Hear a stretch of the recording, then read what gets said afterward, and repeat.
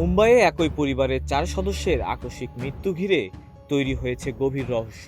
প্রথমে বিষাক্ত তরমুজ খাওয়ার গুজব ছড়ালেও তদন্তে উঠে আসছে ভিন্ন তথ্য, যা ঘটনাটিকে আরও জটিল করে তুলছে।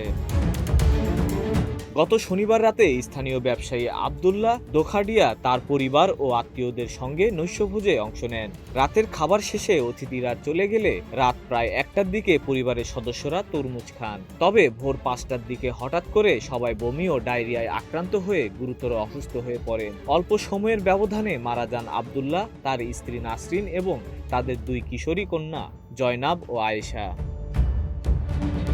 প্রাথমিক ফরেনসিক পরীক্ষায় চিকিৎসকরা অস্বাভাবিক কিছু লক্ষণ দেখতে পান। মৃতদের মস্তিষ্ক, হৃদযন্ত্র এবং অন্ত্রসহ কয়েকটি গুরুত্বপূর্ণ অঙ্গ সবুজাভ হয়ে গেছে, যা সাধারণ খাদ্যে বিষক্রিয়ার ক্ষেত্রে দেখা যায় না।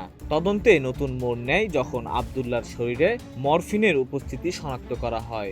শক্তিশালী এই ব্যথানাশক তার শরীরে কিভাবে প্রবেশ করলো তা এখনও স্পষ্ট নয়। এটি চিকিৎসাজনিত দুর্ঘটনা নাকি পরিকল্পিত কোনো অপরাধ, সব সম্ভাবনায় খতিয়ে দেখছে পুলিশ। খাদ্য ও ওষুধ প্রশাসনের পক্ষ থেকে জানানো হয়েছে, তরমুজের সঙ্গে মৃত্যুর সরাসরি কোনো সম্পর্ক এখনও পাওয়া যায়নি। এছাড়া ওই রাতে খাওয়া মাটন পোলাও থেকেও তাৎক্ষণিক কোনো সমস্যা দেখা যায়নি। মৃতদের ভিসেরা পরীক্ষার জন্য ল্যাবে পাঠানো হয়েছে এবং রিপোর্ট না পাওয়া পর্যন্ত নিশ্চিতভাবে কিছু বলতে নারাজ তদন্তকারীরা। পাশাপাশি পারিবারিক, মানসিক ও ব্যবসায়িক শত্রুতার দিকগুলো খতিয়ে দেখা হচ্ছে। ঘটনাটি ঘিরে এলাকায় আতঙ্ক ও কৌতূহল ছড়িয়ে পড়েছে, আর এই রহস্যজনক মৃত্যুর প্রকৃত কারণ উদ্ঘাটনের অপেক্ষায় রয়েছে সবাই। Desk report, news flash 71।